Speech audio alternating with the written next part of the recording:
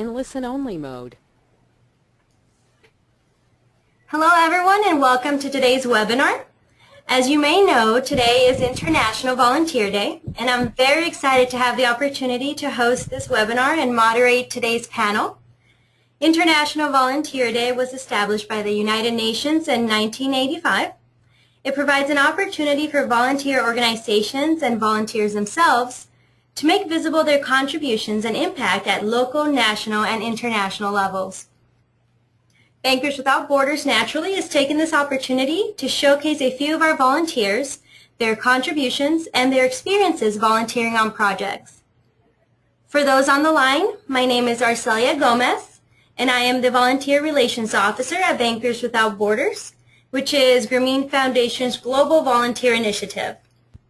I'll be facilitating the technical side of the webinar today and moderating our panel. At the end of the presentation, my colleague Alexis Petropoulos will be facilitating a Q&A session. So during the presentation, please use your webinar window on the screen to submit any questions that you may have. We'll try to address as many of them as we can at the end of the session today. As a reminder, all of our webinars are recorded and they're made available on our volunteer portal under the My Learning tab and also on our Bankers Without Borders website within a week. So to introduce our volunteers, we have some panelists here today, and they all come from a diverse set of backgrounds and all have been engaged in various volunteer consulting assignments with Bankers Without Borders. I'll let each of them introduce themselves and talk a little about their experiences as pro bono consultants for our group. Joining us today are Sarah Anderson, Robert Rao, and Jennifer Rademacher. Again, it is my pleasure to have you all three on the line. Thank you for your time and for sharing your experiences with us. I'll hand it over to Sarah today to begin our presentation. Thanks, Arcelia. Hi, everyone. This is Sarah Anderson. I'm from Seattle, Washington. A little bit about myself. I come from a long career of international banking and finance. Just recently retired last year from Microsoft after 15 years in their corporate treasury and other finance roles. The last 10 years of my time at Microsoft was launching our captive finance company, where we provided financing to Microsoft customers who are purchasing our software and services, and scaling that business to 15 countries where we financed about $2 billion annually. So I came to Bankers Without Borders after spending 6 months of what I call my detox period from Microsoft, figuring out how to not be crazy sometimes. But I got bored and I started to research opportunities in the global impact area because it's really interesting to me.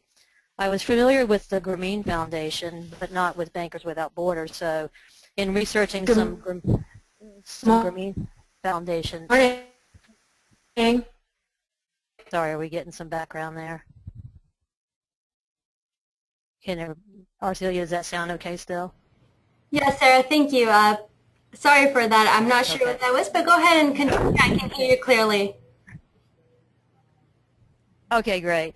So it was from the Grameen site that I actually found Bankers Without Borders, and what caught my interest was really the international opportunities. It felt like a good fit for my skill sets, and also the kind of the challenges that I saw in the projects. There were some interesting challenges.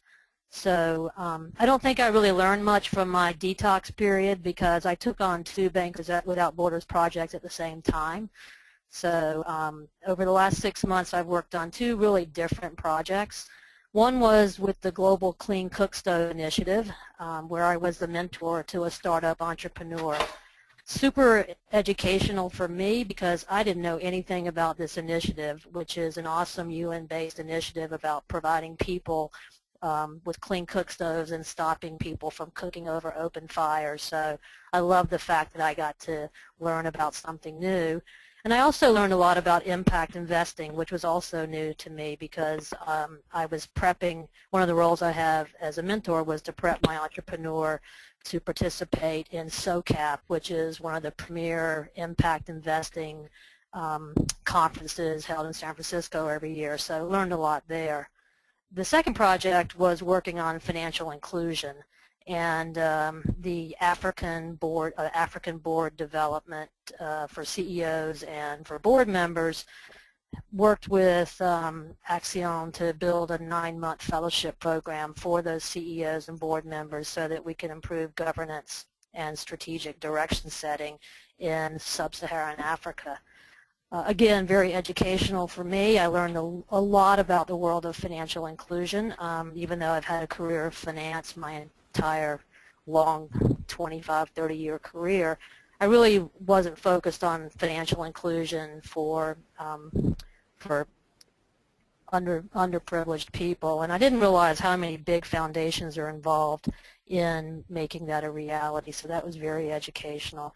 The other thing for me was it was interesting to learn how a global nonprofit approaches building programs, very different from how my experience has been to approach that in the corporate world, so another big education for me as well.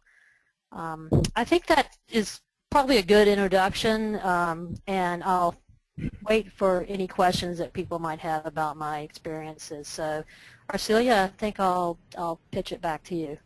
Thank you so much, Sarah, and thank you for that very thorough introduction.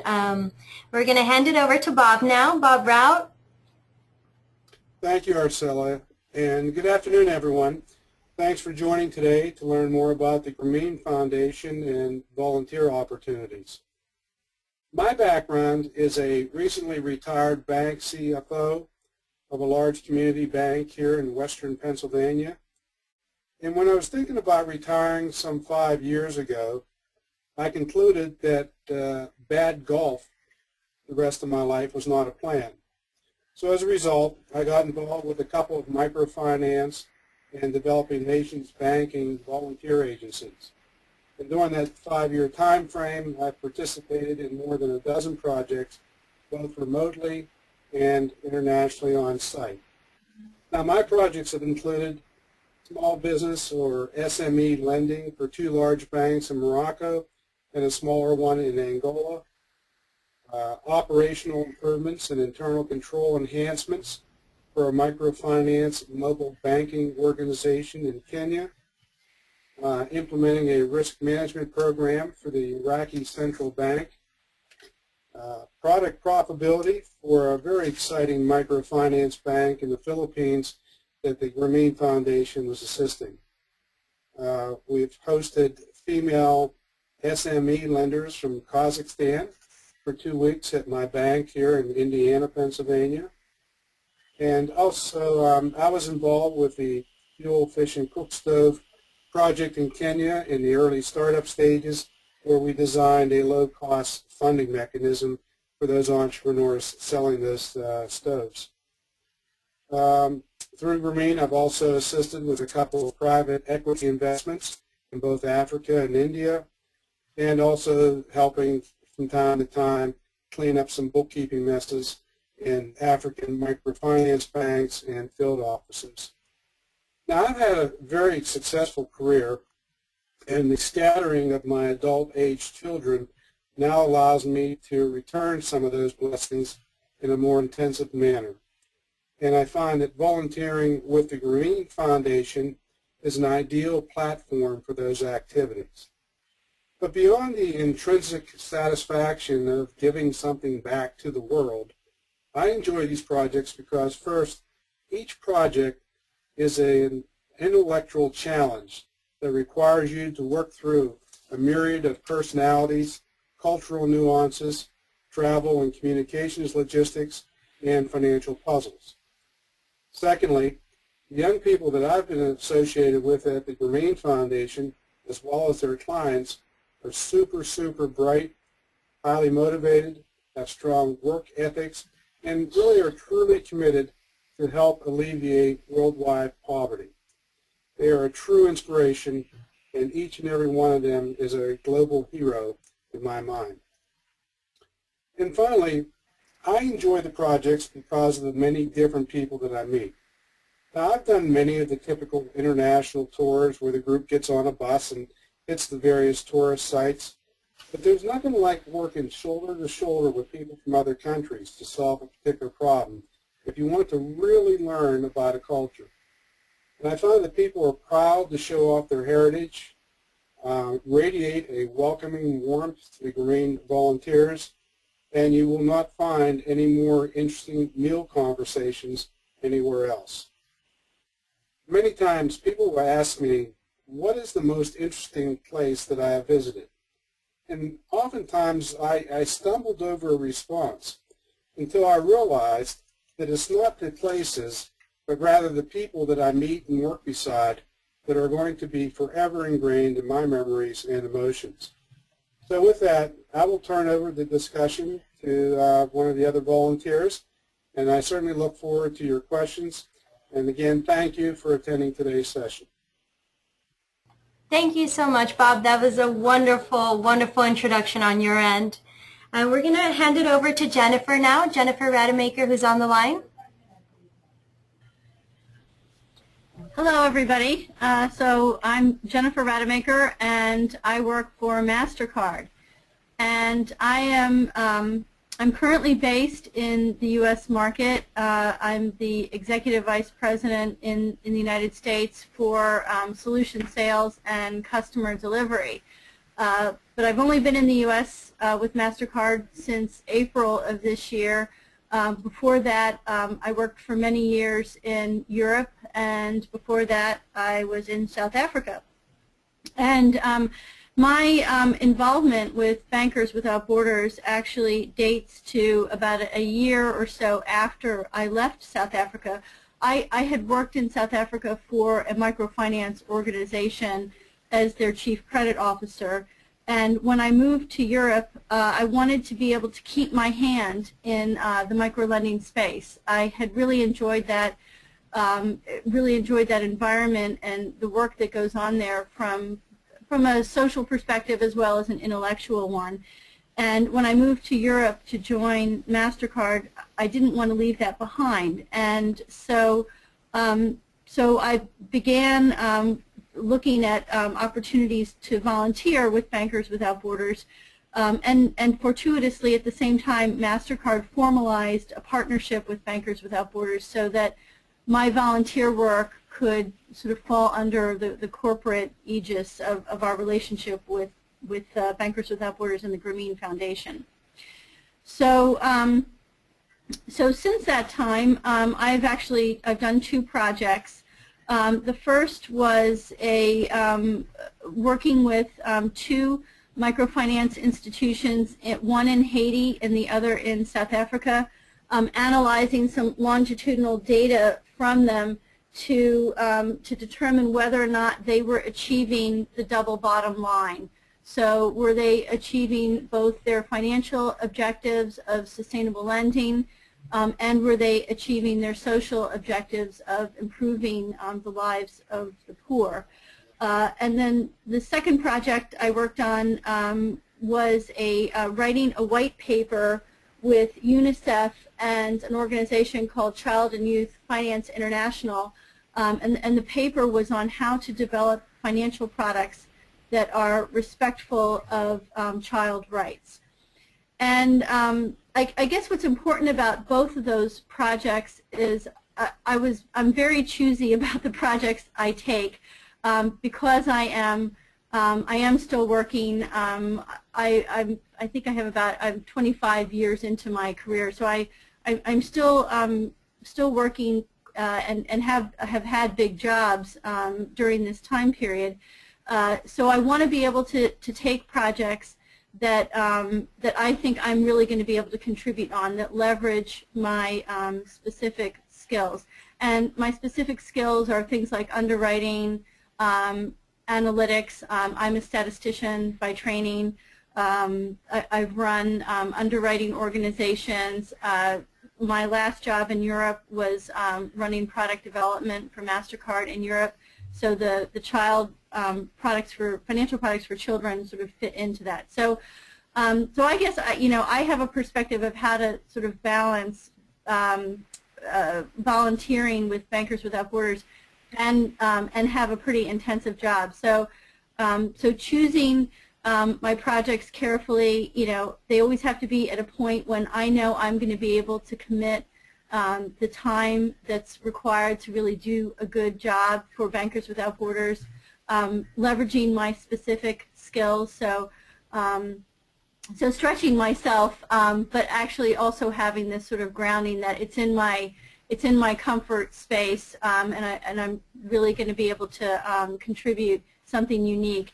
And then because I was in Europe, I was always looking for, and I was working. I looked for projects that made sense geographically. So South Africa was on my time zone.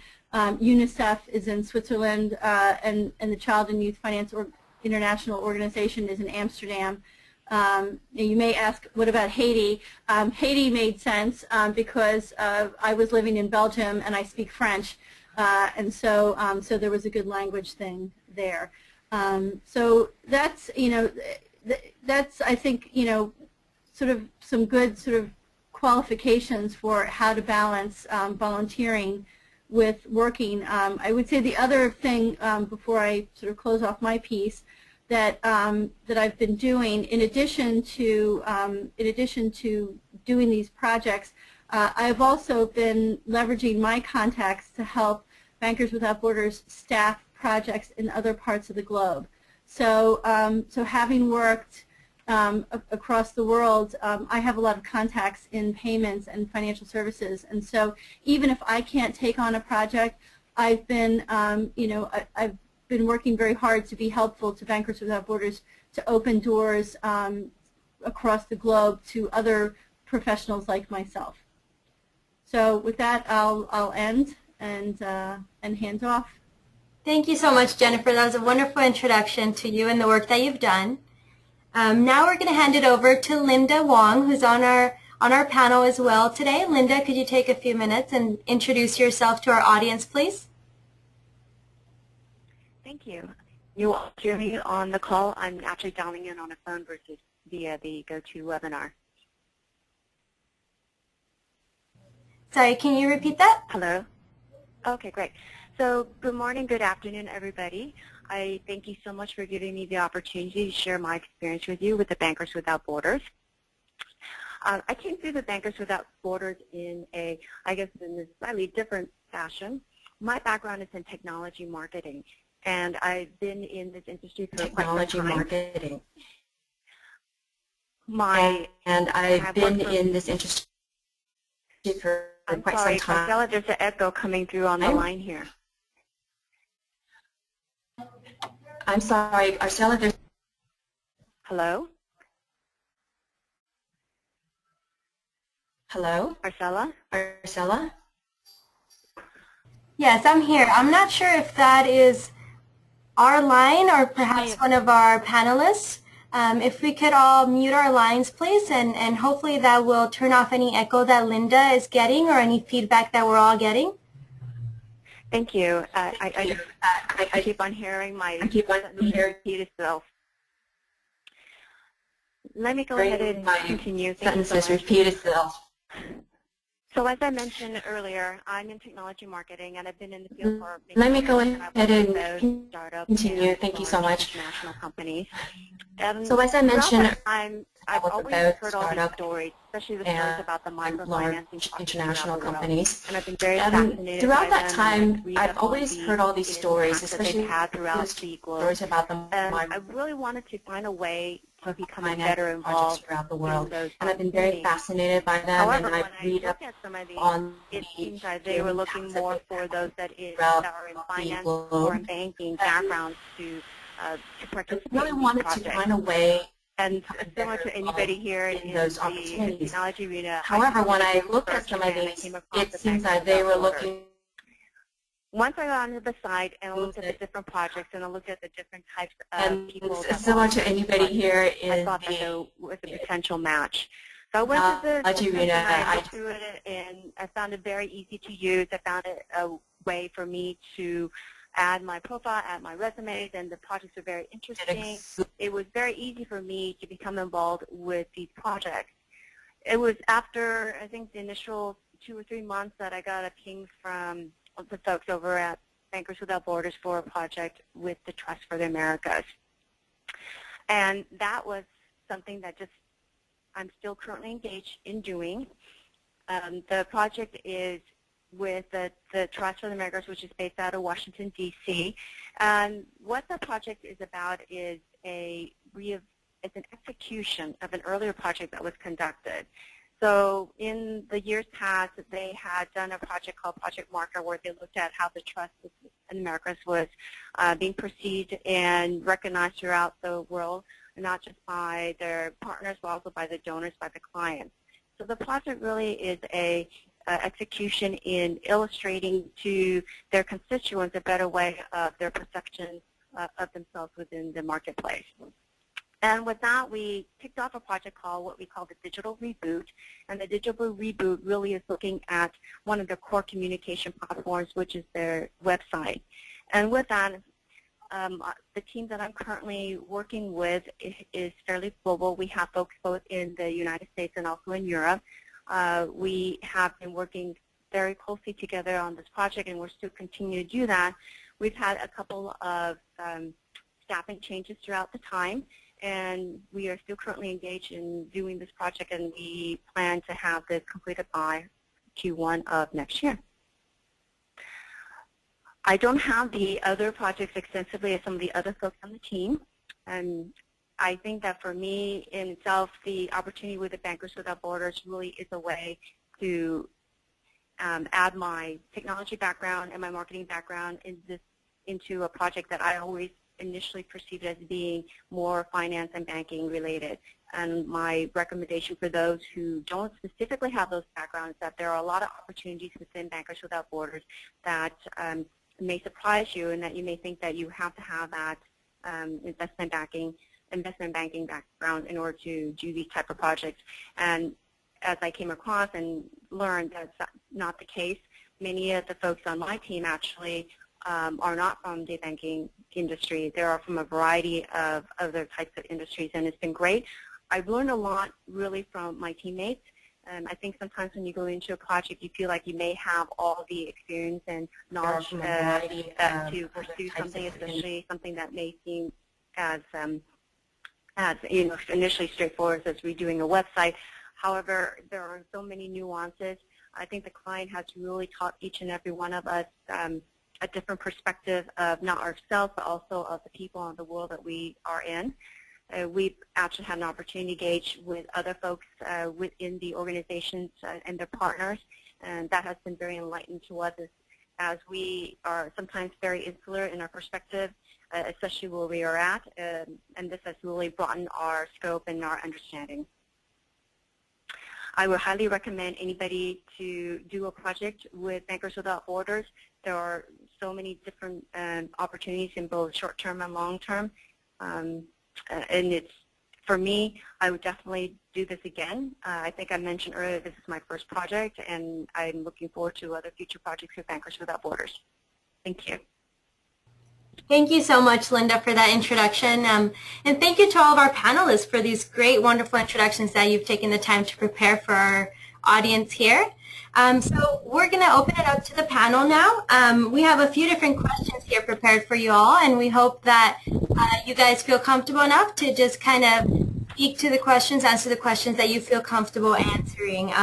Ideally, we'd love to hear from all of you, because you guys all come from diverse backgrounds, have had different experiences, and worked on different projects. So I think it would be beneficial for our audience if you all said a little bit for each one. The first question here is, coming from these different backgrounds, did you face any challenges during your volunteer assignments? If so, which were they, and how did you overcome them? I can answer that. This is Linda speaking. As I mentioned in my introduction, we've had some minor hiccups, and part of it is the staffing, and that has really put us back on our timeline. We initially had a member of a team of 4, and then we lost a couple of folks. And so what we had to do is, this is the one thing where I believe Robert mentioned this, the caliber of the people that joined these volunteer opportunities. Everyone rallied. Everyone rallied, and we all rolled up our sleeves and really took on the activities to ensure that the project kept on moving forward until we got a couple of new members. And then, as we're onboarding new members, everyone continued to still put heads down and continuing the project. So that in itself was something that we never anticipated. And sometimes you feel like you start with one team and you're going to continue all the way through, and that's not always the case. And this is Sarah. We had a challenge, but it also ended up being a great opportunity and a great benefit of working on the project. And it was in my financial inclusion project. Our team was actually 4 people spread across a 24-hour time zone. So, and we were 4 volunteers who didn't know each other and were expected to kind of form a team pretty rapidly despite time zone differences. And so that was an initial challenge, but we actually found ourselves to be very creative, and everyone was very respectful of each other's times. We kind of rotated who got up at 6 o'clock in the morning or who did midnight calls, and what happened was we actually pulled together really strongly as a team as a result. And I felt like, as Bob mentioned earlier, one of the benefits of working on these projects was really the people that you meet, and I felt like I really was able to establish some great relationships with this team because we all had to make that extra effort to really be involved. So this is Jennifer. I've experienced an interesting challenge that ended up being a real growth opportunity for me, and that was learning how to sort of balance my very commercial business background with developing sort of a socially conscious position. And so what do I mean by that? Both of my projects involved working with, I guess, objectives that were very socially minded, and what I brought to the picture was this commercial background. And we had a lot of interesting dialogues. I'll talk about the white paper that I wrote with UNICEF and Child and Youth Finance. We had a lot of discussions about financial products and what is right for children and what is not right for children. And UNICEF came with a very, a very principled position, as you would hope that they would, around children, and that things like payment products, like prepaid products for children, were not appropriate because it got children spending, and that we should really come with a savings angle. I came from a very different point of view, which was, children nowadays, are participating in the digital economy in ways that, we certainly never did 20 years ago.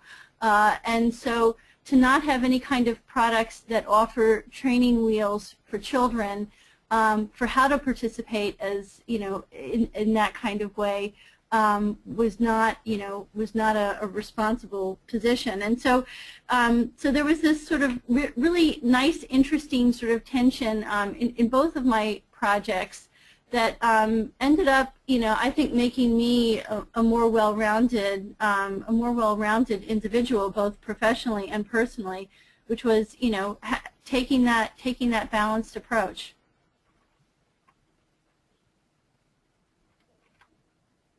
Ursula, Bob Rod here. I'll jump in as well. Just to back up what Sarah was mentioning earlier, some of the challenges that you face with communication limitations and coordination of time zones just go with the territory when you do the international volunteering. Also, some of the cultural nuances, here in the United States business world, there's always a heightened sense of urgency with anything that you do. And you'll find sometimes international that there's not quite that same intensity. And just to add on to what Jennifer's saying about, the different business perspectives, those of us that grew up in the business world and learning to apply the double bottom line approach to many of our projects is a transition for many business people here. I'll give you an example. I was doing a product profitability for a savings product for the bank in Philippines, whereby they were trying to mainstream the village people, members, into more mainstream banking products with ATM and online access. And in order to do that, they devised a way for savings officers to go to the place of business to pick up the deposits of the small business owner and then take them back to the branch for deposit. And my task was to, one, determine if this was a sustainable product, and two, what was the appropriate caseload for a savings officer, how many customers could they handle. And, just to be completely honest, on my airplane ride over to the Philippines, I had it fixed in my head that this was the dumbest idea ever, and was actually writing the report in my head as I was flying over. But when I had the opportunity to go out on some calls with these savings officers to little huts back in the jungle of people that are trying to get a small business going, and I watched how they cross-sold the other products, such as life insurance for a working mother to ensure the education of their children if something would happen to her. And the other village ladies saying that they wouldn't know how to use an ATM, and the savings officer offered to get the branch vehicle and drive out and take them over to the branch to show them how to use an ATM. That experience caused me to do a complete 180 to realize that it's not all about the dollars on the bottom line, but the social aspect as well as the transition. So those were some of my experiences that hopefully you'll benefit from hearing. Thank you so much, everyone, for sharing your responses to that question. I have another question here for everyone on our panel. How did your volunteer experience help you either personally or professionally? And what benefits did you see? I know that a few of our panelists have already touched on this briefly, but I think it's worth asking it directly and trying to get an answer from you guys. So this is Jennifer. I already spoke about or touched on how learning to balance that social and commercial sensibility, really grew me as an individual. I guess I could also talk a little bit about how, like my last project with UNICEF, building this paper and the guidelines for developing financial products that are respectful of child rights. We've actually taken that paper and those guidelines at MasterCard, and we now use that as part of our youth product strategy.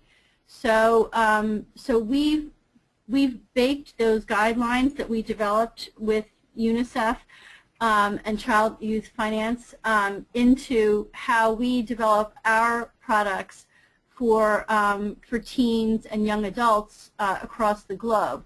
So so not so much maybe a personal benefit to me, but for sure to the benefit of the business that I work for. And it's really helped set our adoption of this has been sort of a unique point for MasterCard as we talk to our customers around the world that that we've taken on the charge of doing this product development in a responsible way and a respectful way. And this is Sarah. For me, since I'm in my retired/semi-retired state, it's been probably more of a personal perspective for me. I knew when I left Microsoft that what I wanted to do in terms of a next path for myself was involve more on a global social impact area of engagement. What I found was that was actually hard to do in a tactical way of really getting involved. That most of the areas of organizations that I looked at, sorry guys, we're really looking for someone to be more involved from a fundraising perspective, and I wanted to get more involved in actually tactically making a difference. And that's where Bankers Without Borders was a great opportunity for me in working directly on projects that I know are making an impact and making a difference. I've also been able to, as a number of the other panelists have said, kind of rewire my brain a bit and not just think about things from a bottom line corporate perspective, but to also have a better understanding of what it means to have a double bottom line and how to have as much impact on the social side as on the financial side. So it's given me some great learning experience and opportunity to really engage in those areas. And I'll jump in as well. I would say from a professional standpoint, just some of the training that Grameen had for the initial volunteer certification was involved how to identify and overcome resistance, which I used within my own bank many, many times after that. I think it also provided me with a new insight to the world. There are more similarities than differences among all of us people. Most people in the world want to just make a living and have something a little better, brighter future for their families and also to help others. I think that's just a universal concept for most folks. Also personally, I had the opportunity to take one of my children with me on the project to Kenya. My middle son was leaving public accounting, waiting to get into graduate school, and was going through one of these quarter-life crises where, you know, all I do is work and things just aren't working out the way I planned. And after taking him with me for a couple of weeks, it was a great help. It was probably my best parental move ever. He doesn't complain about jobs or what's for dinner anymore or how life's unfair. So that's been my personal experience. Hi, this is Linda. Likewise, I share a lot of thoughts that's been expressed so far. I think for me, it's been a great personal experience after being in such a high-paced type of environment, especially in technology marketing. And everyone on the team is still working, and a few of us are in the technology space, so we understand the speed, the drive, and the data and the metrics is always associated with every project that we're on. And this has actually given us a chance for all of us to really take a step back and really look at what are we trying to accomplish here, who are we trying to serve. And it's been a very, because of how we've taken this different, mindsets and changed through all this, it's been very learning experience for all of us. And for me, it really goes back to the core of who we're trying to serve. And personally, it's a better feeling for me to know that I'm able to do something that I normally do on a daily basis to help those, and to be able to say that at the end of the day, it extends more than just beyond the project. It extends into the communities, it extends into the families that are impacted by it. The organization that we are currently working with, the Trust for the Americas, has been very looking at their mission, looking at who they serve, and very impressive. And all of us are very grateful. All of us on the team are very grateful that we've had this opportunity to help them to be successful.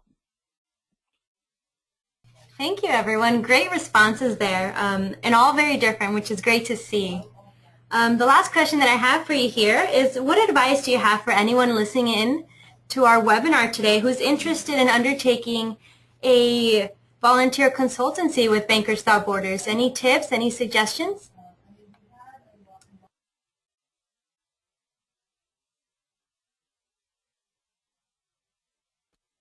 So this is Jennifer. So I gave a couple of the points earlier because I'm still working. I think there's one of the pieces of advice I would have if you're somebody who's considering volunteering and you still you still have a day job, if you will, right? This is another job, and I think you need to be prepared for for total commitment to deliver on what you undertake.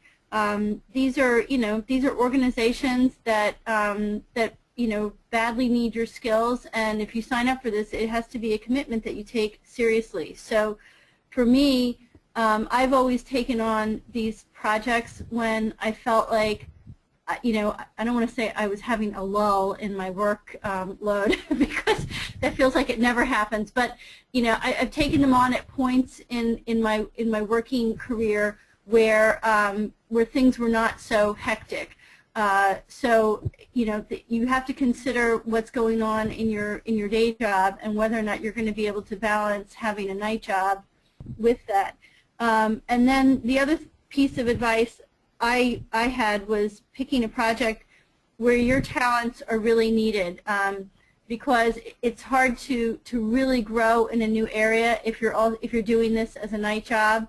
I found it personally a lot easier to leverage skills that that I was already really strong in, and that made it easier for me to do this as a second job.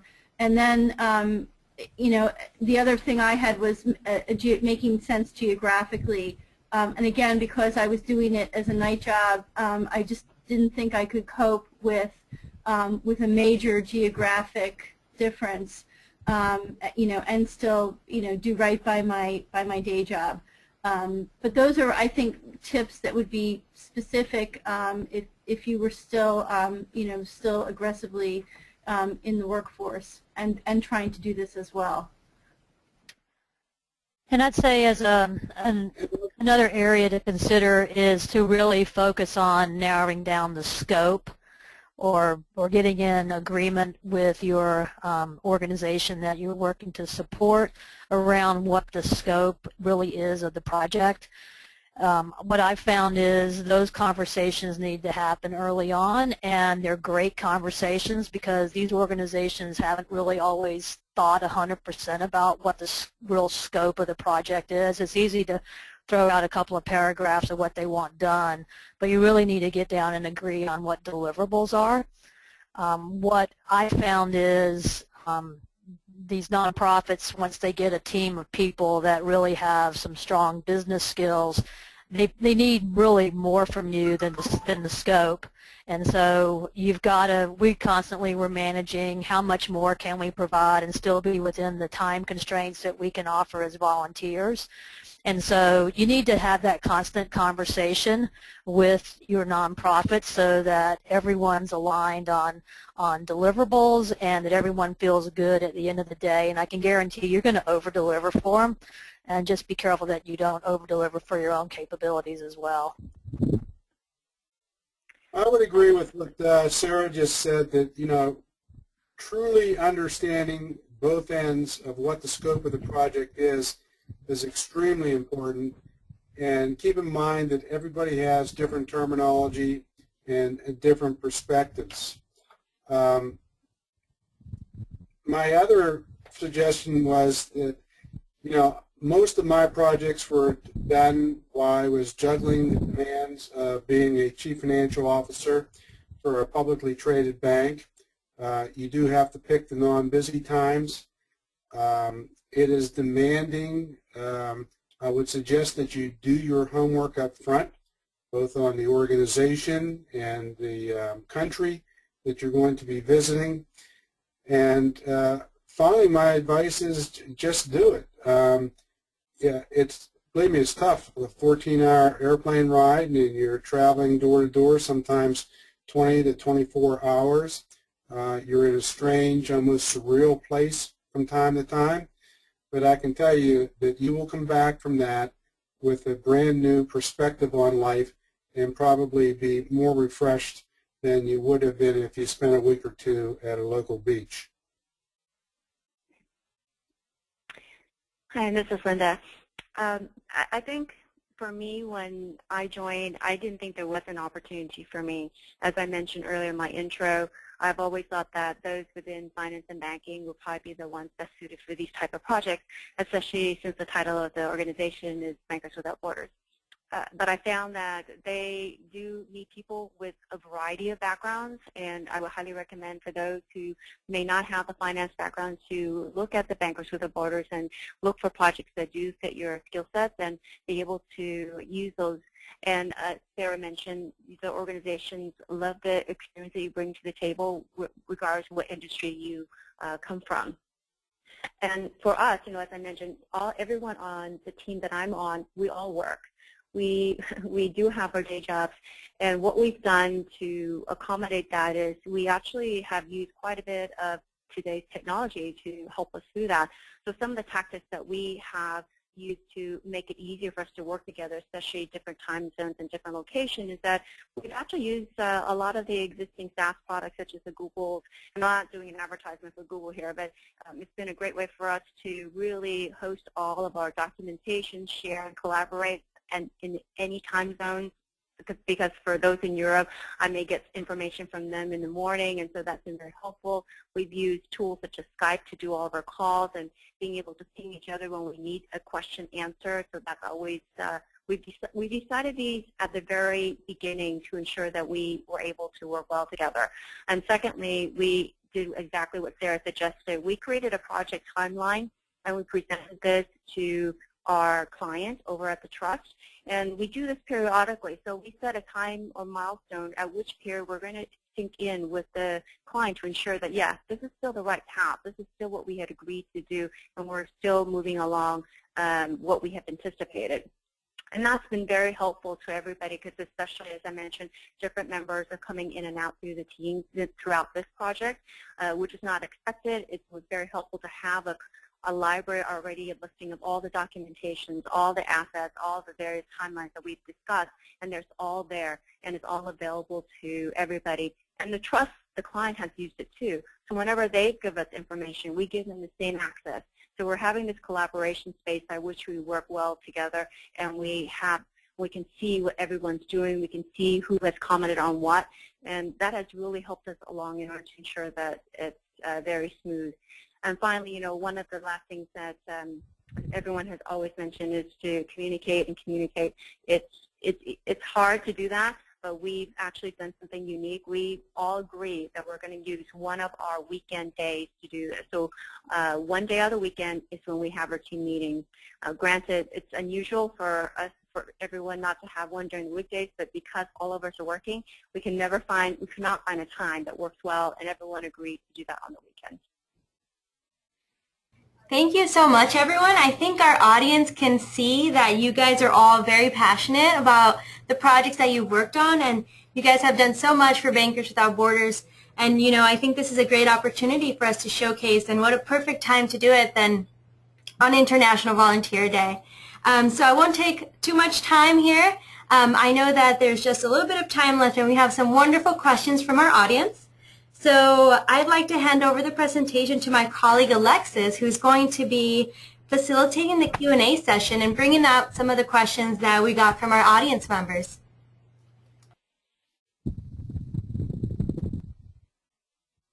Thank you, Arcelia. Thank you to the panelists. I'm just going to jump right into the questions right now due to time. Panelists, please feel free to jump in on any questions you'd like to tackle. First question, did you run into any funny situations while on a project? This is Sarah. I did.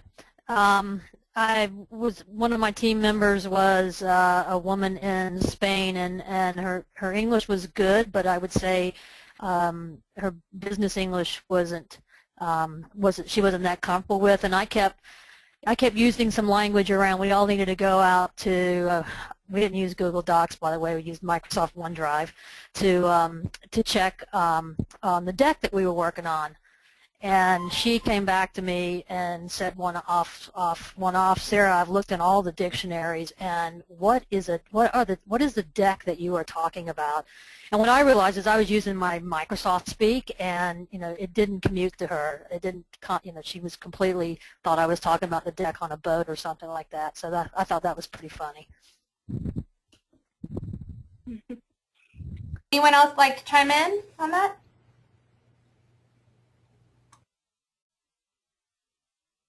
Well, this is Linda. I'm not sure whether this is funny, but this is something that came up that we had to not exactly do a reset, but to explain a project. Part partway through the project, the client had a board meeting, and so we were asked to present our project status during the board meeting.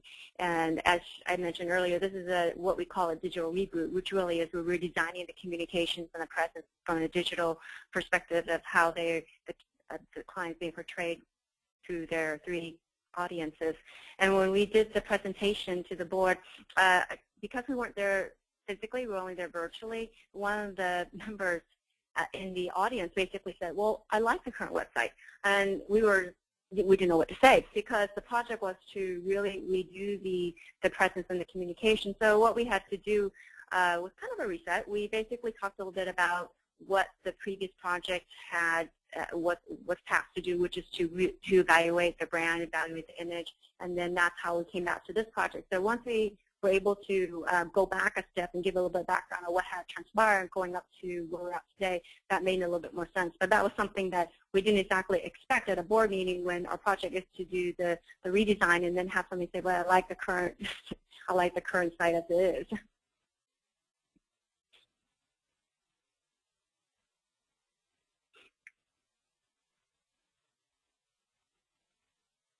Thank you for your answers, everyone. The next question is going to be for Sarah. The question is, how did you communicate when you were so spread apart from all your other team members, and did you ever get to meet your team members in person? It's a good question. We had someone in Tanzania, someone in Spain, and someone in Australia, and then myself in Seattle. And we communicated weekly in a bifurcated fashion. So I was the team lead, so I was either talking to the person in Tanzania and Spain, or I was talking to the person in Australia. And every 2 to 3 weeks, we agreed to communicate as a team. And as I mentioned, that meant either I was up at 6 o'clock in the morning, or the Australian was participating at midnight. So it sounds like that was painful, and but it really wasn't that painful because we were all committed to getting this project done, and we were doing this in a short period of time. No, we did not meet other than seeing each other on Skype. But I will tell you that I feel like I made 3 new friends that I know that next time I'm in any one of those countries, I will have coffee or dinner with them. Thank you, Sarah, for your answer. It looks like this will be the last question that we can take right now, or the next one. And the next question is for everyone to answer, and it is, what inspires you to keep coming back for more projects?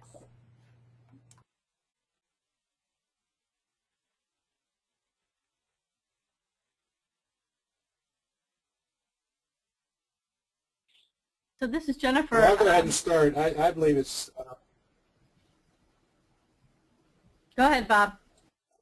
Good. Okay. I would say it's the challenge of each project, the opportunity to see different parts of the world and meet different people than you do on a day-to-day basis. And I think it's also that you can see what you're doing having an impact. It's not like writing a check and sending to some foundation. You can see the effect, you can follow up on the effect, and I think that's why I keep coming back. And this is Sarah. I agree with Bob on making the direct impact. There's really, from what I've uncovered thus far, not many organizations where you can really get involved and make a direct impact like I feel like I've been able to do with Bankers Without Borders. I would say the other thing that I really like about it is really the variety of the opportunities to look at. If you wanted to learn about how to help a coffee grower in Nepal understand how to build a better business plan, there's an opportunity. If you want to work with a microfinance organization in Africa, that's another opportunity. So I like breadth of opportunity as well. This is Linda, and although this is my first project with the Bankers Without Borders, I definitely would come back and do another project similar to what has been said so far. from a personal perspective, it's been very gratifying being able to see the results and being able to see the impact that it has on so many lives. And this is Jennifer. I would echo all of the previous comments. I would just say, you know, my two projects, I had one that was very specific, working with microlenders in Haiti and South Africa. So there was some real satisfaction there, knowing that I was positively impacting some specific communities. And then, you know, the other end of the spectrum was the white paper on responsible financial products for children, and the satisfaction there was knowing that my impact was going to be across the globe, right? And so, you know, it's really that, like, ability to have direct personal impact in a way that often you really don't get in the corporate world. Well, thank you, everyone. This is Arcelia again. Thank you, Alexis, for facilitating the Q&A, and thank you so much to our volunteers, our panelists here today, for taking the time out of International Volunteer Day and their busy schedules to talk to us about their experiences. And I hope that people in the audience will be inspired by these stories and find ways for them to find the best ways to give back themselves, whether that be through Bankers Without Borders or through a different organization or just on their own. There are many ways to get involved and to give back. So thank you, Sarah. Thank you, Bob. Thank you, Jennifer. And thank you so much, Linda, for joining us today. For everyone on the audience, thank you for joining us. I know that we were not able to answer all of your questions, but I do have a list of them, and I will be reaching out to you directly and providing the best answer that I can for your questions. I hope that you all will join us in future webinars, and I hope you enjoy the rest of your day today on International Volunteer Day. If you know anyone who volunteers, you know, take this opportunity today to thank them for their work and the difference that they're helping make in the world. Thank you so much, everyone. Enjoy the rest of your day.